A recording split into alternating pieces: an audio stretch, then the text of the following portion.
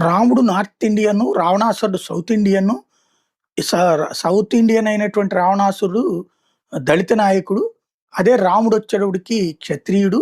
ఇక్కడికొచ్చి ఇక్కడ రావణాసురుడి తోటలో పళ్ళు కోసుకుంటుంటే, దొంగతనం చేస్తుంటే దానికి శూర్పణఖ వచ్చి అడ్డుపడితే, అప్పుడు లక్ష్మణుడి చేత చెవులు గోయించాడు. అలాగే రావణుడిని చంపించాడు. ఇది చరిత్ర అంటూ ఏదైతే మన ప్రకాష్ రాజ్ చెప్పినటువంటిది.